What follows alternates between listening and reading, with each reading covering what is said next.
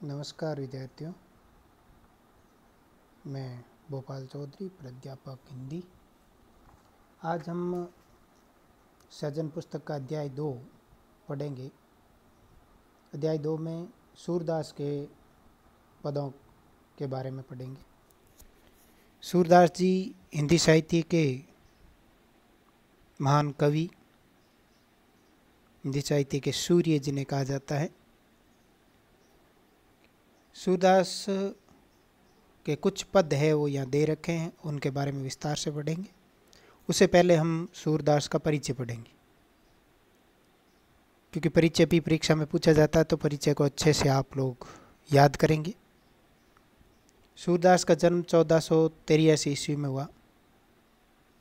दिल्ली के निकट सी नामक गांव में हुआ था। और रुनकता जो आगरा में के गऊ घाट पर उनकी भेंट महाप्रभु वल्लभाचार्य से हुई। महाप्रभु वल्लभाचार्य सूरदास जी के गुरु थे और उसके बाद में सूरदास जी वल्लभ संप्रदाय में दीक्षित किया तथा भागवत कथा सुनाई। सूरदास के बारे में कहा जाता है कि ये जन्मांध थे, यानी जन्म से अंधे थे। पर इसको लेकर भी विद्वानों में मतभेद है। कुछ कहते हैं जन्मांध थे, कुछ कहते हैं बाद में अंधे हुए थे। तो इसको लेकर के मतभेद है, क्योंकि वो जो बाल वर्णन करते हैं, वात्सल्य वर्णन, सूरदास का वात्सल्य वर्णन जो है वो भारतीय साहित्य ही नहीं विश्व साहित्य में भी श्रेष्ठ माना जाता है। ऐसा वात्सल्य वर्णन शायद ही किसी ने किया हो। तो सूरदास के वात्सल्य वर्णन को लेकर के विद्वानों में शंका होती है कि अगर वो जन्मांध थे तो बच्चों की इतनी छोटी छोटी क्रियाकलापों का वर्णन जो बिना देखे कर ही नहीं सकते, उन्होंने कैसे कर दिए। तो इसको लेकर के विवाद है। अब वो जन्मांध थे या नहीं थे ये स्पष्ट नहीं है। अलग अलग विद्वान अलग अलग तर्क देते हैं। कुछ ये कहते हैं कि सूरदास जी जन्मांध थे और एक दिन वो किसी गड्ढे में गिर गए, उनकी आंखें खुल गई और आंखें खुलते ही श्री कृष्ण के दर्शन हुए। और उसके बाद में सूरदास जी ने कहा कि मेरी आंखें वापस बंद कर दो, मुझे वापस अंधा कर दो, क्योंकि मैंने जिन आंखों से भगवान के दर्शन किए, आप कृष्ण के दर्शन किए हैं, उन आंखों से मैं और किसी को देखना नहीं चाहता। तो ये मत भी मिलता है। तो इस तरह के उनको लेकर के मतभेद हैं। सूरदास जी उन्होंने सूरदास को वल्लभ संप्रदाय में दीक्षित किया तथा भागवत कथा सुनाई, जिसके आधार पर कवि ने उच्च कोटि के साहित्य का सर्जन किया। सूरदास ने ब्रज भाषा में श्री कृष्ण की लीलाओं का सुंदर चित्रण किया। सूरदास जी का जो वर्णन है वो ब्रज भाषा में, क्योंकि उस समय की प्रचलित भाषा ब्रज भाषा थी। ब्रज भाषा में कृष्ण की लीलाओं का सुंदर वर्णन किया उन्होंने। वे भक्ति, श्रृंगार, वात्सल्य के अनुपम कवि है। भक्ति, श्रृंगार और वात्सल्य ये तीनों चीज़ें उनके काव्य में मिलती हैं। सूरदास की प्रमुख रचनाएं 3 मानी जाती है: सूर सागर, सूर सारावली, साहित्य लहरी। इनमें सूर सागर इनकी अक्षय कीर्ति का आधार है। इनकी प्रसिद्धि का जो आधार है वो है सूर सागर। ये 3 रचनाएं हैं, इनको याद रखिएगा: सूर सागर, सूर सारावली, साहित्य लहरी। तो सूर सागर के कारण ही सूरदास जी को अक्षय कीर्ति, अक्षय का मतलब होता है जो कभी क्षय नहीं हो, जो कभी खत्म नहीं हो, वो कीर्ति, वो उपलब्धि, वो पहचान इनको सूर सागर से मिली है। सूरदास अष्टछाप के शीर्ष कवि है। अष्टछाप के कवियों में श्रेष्ठ शीर्ष कवि यानी प्रमुख कवि माने जाते हैं। अष्टछाप क्या है? अष्टछाप में 8 कवियों का एक समूह बनाया। किसने बनाया? विठलनाथ ने। विठलनाथ वल्लभाचार्य के पुत्र थे। उन्होंने 8 कवियों का एक समूह बनाया, जिसमें 4 कवि वल्लभाचार्य के थे और 4 कवि विठलनाथ के शिष्य थे। तो सूरदास जी वल्लभाचार्य के शिष्य थे। तो 4 कवि जो वल्लभाचार्य के शिष्य थे, वो 4 कवि है, वो है सूरदास, कुंभनदास, परमानंद दास और कृष्णदास। सूर पर कुंभ कृष्ण, सूरदास, परमानंद दास, कुंभनदास और कृष्णदास। ये 4 तो है वल्लभाचार्य के, नहीं सॉरी 4 है अपना, हाँ, वल्लभाचार्य के, और 4 ही है विठल के।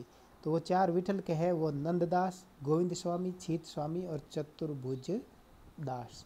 तो ये 4 कवियों का समूह मिला करके 8 कवियों का एक समूह बना, जो अष्टछाप के कवि के नाम से जाना जाता है, जो कृष्ण भक्ति साहित्य में इन अष्टछाप के कवियों का विशेष योगदान रहा है। सूरदास की बाल लीला वर्णन अपनी सहजता, मनोवैज्ञानिकता एवं स्वाभाविकता में अद्वितीय है।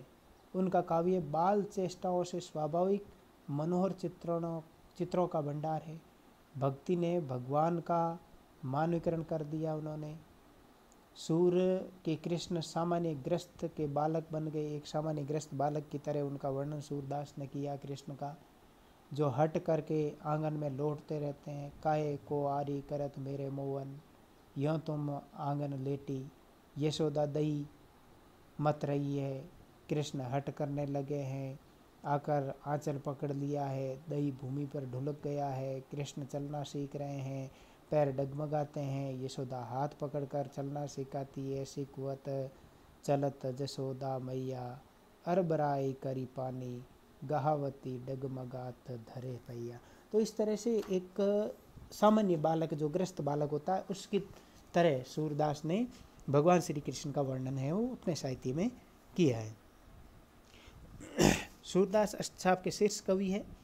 कृष्ण के लोक रंजक रूप को काव्य का आधार बनाकर उन्होंने जयदेव और विद्यापति की गान परंपरा को आगे बढ़ाया, यानी उनकी जो शैली है वो गान शैली है, लय में उनके पद गाए जाते हैं। सूरदास का काव्य हिंदी साहित्य की अमूल्य निधि मानी जाती है। उनके बारे में सच ही कहा है, सूर सूर तुलसी शशि, अडुगण केशव दास, अब के कवि खद्योत्सम, जय तय करत प्रकाश। तो उनके बारे में कहा है कि सूर सूर यानी सूर्य है, सूरदास जी हिंदी साहित्य के सूर्य। तुलसी शशि और हिंदी साहित्य के चंद्रमा हैं, वो तुलसीदास जी को कहा गया। अड्डुगण, अड्डुगण का मतलब है तारे नक्षत्र वगैरह, वो है केशवदास। तो ये 3 ही कवियों के बारे में कहा गया है कि एक तो है सूर्य सूरदास, दूसरा तुलसीदास जी है चंद्रमा, और तीसरा केशवदास है जो है नक्षत्र तारे। अब के कवि खद्योत्सम, अब जो वर्तमान के जो कवि है वो तो जुगनू के समान है, जहाँ तहाँ करत प्रकाश, थोड़ा बहुत प्रकाश करते हैं, यानी थोड़ी बहुत पहचान बना लेते हैं। जबकि ये ऐसे कवि है जो सूर्य चंद्रमा और तारों के समान, इनकी पहचान भारतीय साहित्य में भी है और विश्व साहित्य में भी इनकी पहचान का लोहा मनवा चुके हैं। तो सूरदास जी के यहाँ पर जो पद है आपके कोर्स में भ्रमर गीत से लिए गए हैं। अब सूरदास की रचना सूर सागर, सूर सागर में ही भ्रमर गीत के पद संकलित है। अब भ्रमर गीत नाम क्यों पड़ा? भ्रमर गीत नाम इसलिए पड़ा क्योंकि जब कृष्ण हैं वो गोकुल से मथुरा चले जाते हैं। पहले गोकुल में छोटे बड़े वहीं होते हैं, वहीं लीलाएं करते हैं, सब कुछ छोटे होते हैं। उसके बाद कंस का वध करने के लिए वो अपने राज्य मथुरा है वो चले जाते हैं, क्योंकि कंस जो कृष्ण का मामा था, अत्याचारी था, उसका वध करने के लिए वो वहाँ जाते हैं, यानी कि मथुरा के लोगों को अन्याय से मुक्ति दिलाने के लिए वहाँ चले जाते हैं। मथुरा के लोग उनको बुला लेते हैं। अब कृष्ण वहाँ जा कर के राजा बन जाते हैं। वो जब गोकुल से जाते हैं तब गोपियों से कहते हैं कि मैं कुछ समय बाद वापस आ जाऊँगा, पर कृष्ण वापस आते नहीं हैं। गोपियाँ उनका इंतज़ार कर रही है। अब कृष्ण वहाँ राजपाट करना होता है, उनको अपना कर्तव्य है उसका निर्वहन करना होता है, इसलिए वो वापस नहीं आ पाते। पर कृष्ण का एक मित्र होता है उद्धव।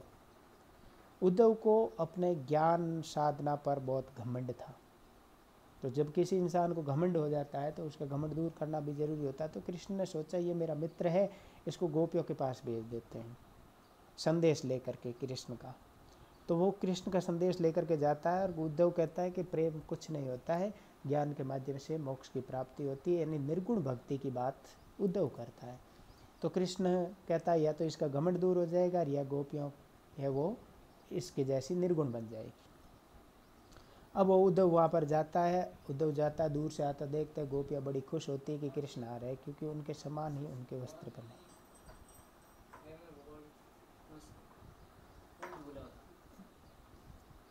और उसके बाद में कृष्ण नहीं आते हैं। उद्धव आता है, उद्धव को देख करके गोपियाँ हैं वो बड़ी प्रश्न होती है। और उसके बाद में उद्धव वहाँ जब पहुँचता है तो उस समय गोपियाँ उसके पास बैठ जाती है और कृष्ण के बारे में जानने के लिए वो उद्धव से प्रश्न करने लगती है। तो निर्गुण की बातें उद्धव करता है, उद्धव निर्गुण की बातें करता है। उस समय गोपियों को वो बातें पसंद नहीं है। गोपियाँ उद्धव से कुछ कहना चाहती है पर अब सीधा कैसे कहे। तो उसी समय बीच में एक भौरा आ जाता है, उड़ता हुआ, काला सा होता है भौरा, वो बीच में उड़ता हुआ आता है। तो गोपियाँ उस भौरे के बहाने उद्धव पर व्यंग्य करती, उद्धव को सुनाती है खरा खोटा कि तुम है वो हमारे पास निर्गुण की बातें लेके कैसे आ गए, तुम जैसा मान ज्ञानी हमने नहीं देखा, यानी तेरे जैसा मूर्ख हमने कहीं नहीं देखा कि हम कृष्ण से प्रेम करते हैं और तुम निर्गुण की बातें करते हो। तुम्हारा निर्गुण कैसा है, उसका रंग रूप आकार कैसा है, हमने कृष्ण को देखा है, उसका रंग रूप आकार हम जानती है, हम तो सिर्फ कृष्ण में हैं, हम और कुछ नहीं सुनना चाहती है। तो उस समय वो उद्धव से जो भला बुरा सुनाती है, उद्धव पर व्यंग्य करती है, उस समय जो भौरे के माध्यम से व्यंग्य करती है वही वहाँ पर भ्रमर गीत है। तो वो भ्रमर गीत से चयनित पद है वो आपके कोर्स में यहाँ पर दिए गए। इस पाठ में सूर सागर के भ्रमर गीत से 6 पद लिए गए, 6 पद लिए गए। श्री कृष्ण ने वीर वेदना से व्यतीत गोपियों को सांत्वना देने हेतु उद्धव को भेजा। भ्रमर गीत के 6 पद लिए हुए हैं यहाँ पर। उसमें से पहला पद है जो है, श्री कृष्ण ने वीर वेदना को व्यतीत गोपियों को सांत्वना देने हेतु उद्धव को भेजा। उद्धव उन्हें निर्गुण ब्रह्म और योग का उपदेश देते हैं, निर्गुण ब्रह्म की बातें बताते गोपियों को। तभी वहाँ एक भौरा आता है। गोपियाँ भ्रमर के बहाने उद्धव को जवाब देती है। उन्हें कड़वी ककड़ी के समान योग का उपदेश अरुचिकर लगता है। योग का जो उपदेश है उसको कड़वी ककड़ी के समान बताती गोपियाँ की निसार है, हमें से ये हमें अच्छा नहीं लगा। उनके लिए मिलन और वीर्य दोनों स्थितियों में श्री कृष्ण के अलावा लाभदायक है। मथुरा कागज की कोठरी के समान उन्होंने बताया कि मथुरा से जो भी आता है वो सब काले ही काले है। उनकी आंखें कृष्ण दर्शन को व्याकुल है, गोपियाँ कृष्ण का दर्शन करने के लिए तड़प रही है। वे निर्गुण ब्रह्म के रूप में रंग, निवास, माता पिता आदि का ब्यौरा जानना चाहती कि निर्गुण ब्रह्म कौन है, उसका रंग कैसा है, वो कहाँ रहता है, माता पिता कौन है। जबकि हम कृष्ण को जानती है, कृष्ण के रंग रूप आवास निवास माता पिता सबको जानती है। तो उसी तरह से तुम्हारा निर्गुण ब्रह्म कौन है बताओ। कृष्ण की याद दिलाने वाले वन, उपवन, लता, वितान, यमुना आदि वीरे काल में भीषण संताप बन गए। वो वीरे काल में सभी चीज़ें परेशान करती है, क्योंकि संयोगावस्था में जो चीज़ें अच्छी लगती है वियोगावस्था में वही चीज़ें खराब लगती है, क्योंकि वही विरह को, वियोग को और ज़्यादा बढ़ाने का काम करती है।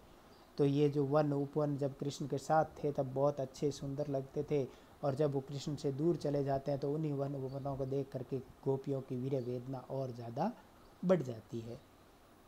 अब है भ्रमर गीत के चयनित कुछ पद। उसमें से पहला पद देखिए जिसमें क्या कह रही है गोपियाँ, हमारे हरि हारिल की लकरी, मन कर्म बचन नंद नंदन सो उर कर दृढ़ कर पकड़ी, जागत सोवत सपने सोतुक काने काने जकरी, सुनत ही जोग लगत ऐसो अली, ज्यों करुई ककरी, सोई ब्यादी हमें ले आए देखी सुनी ने करी, ये तो सूर तिने ले दीजे जिनके मन चकरी।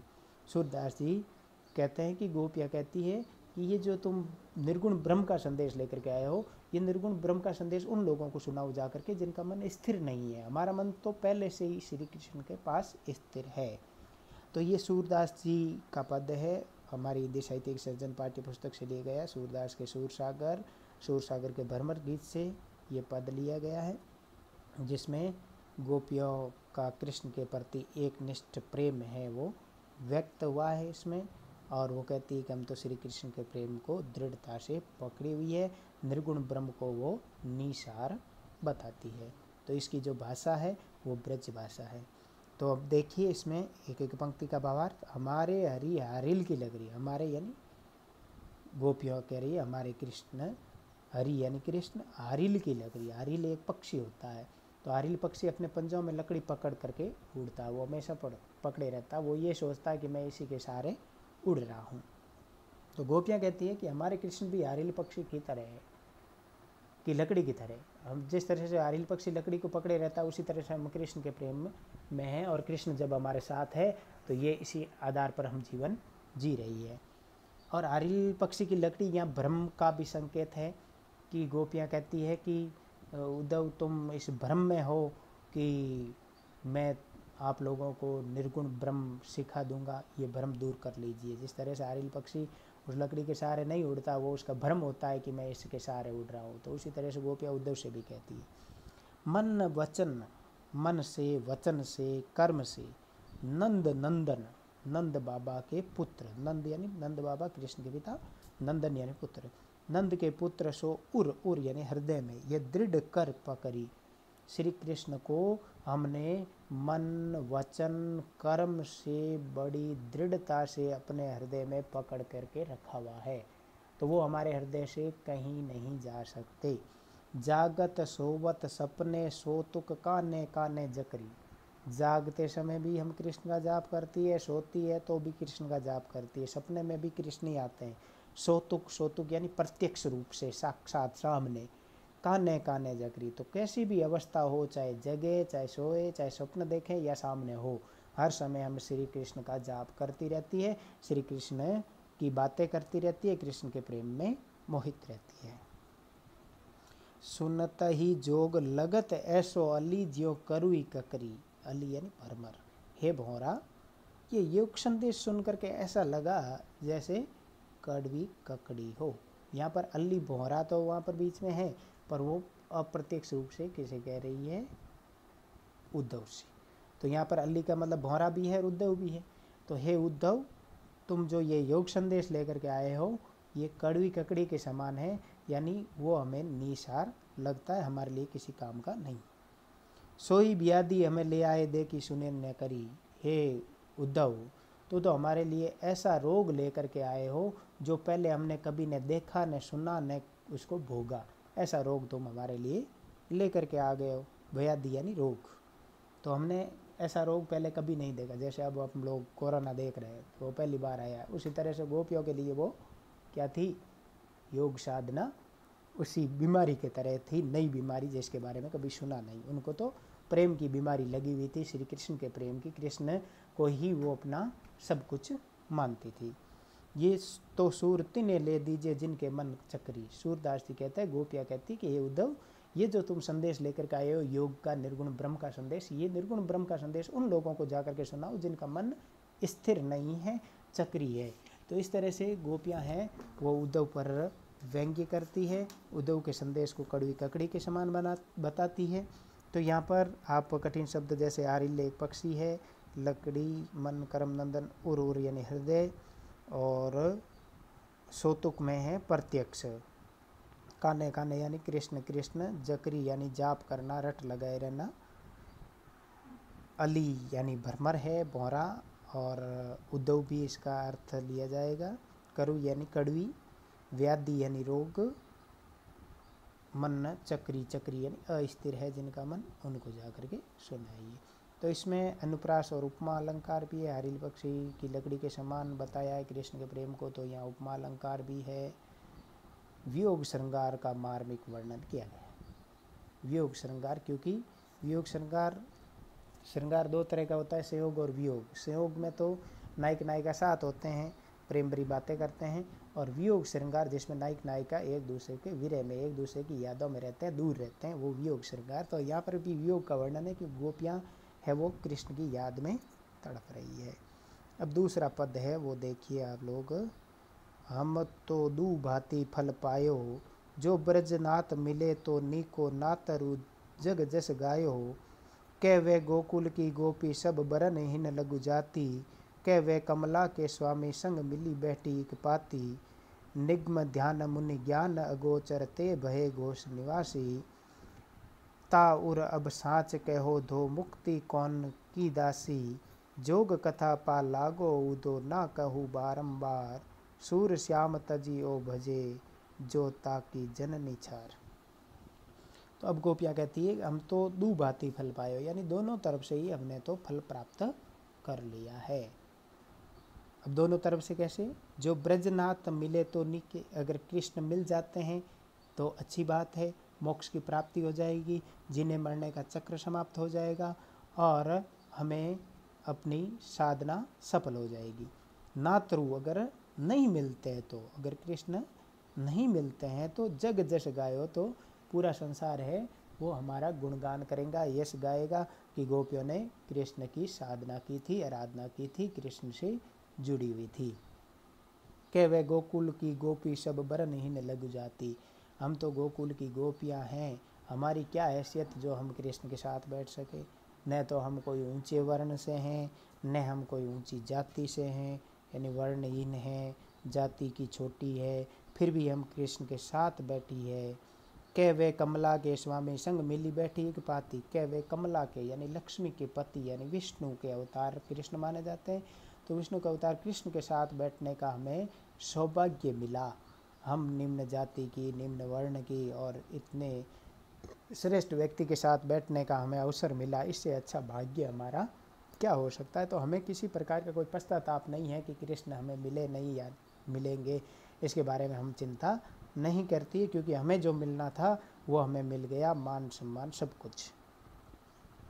निगम ध्यान मुनि ज्ञान अगोचर, निगम ध्यान यानी जो वेदों का अध्ययन करते हैं, जो वेदों का अध्ययन करता होता है, मुनि ज्ञान, बड़े बड़े ज्ञानी मुनि, उनके लिए भी कृष्ण को पाना, कृष्ण को देखना, वो क्या माना गया है, अगोचर, इंद्रियों से दूर, जिसे इंद्रियों से महसूस नहीं किया जा सके, देखा नहीं जा सके।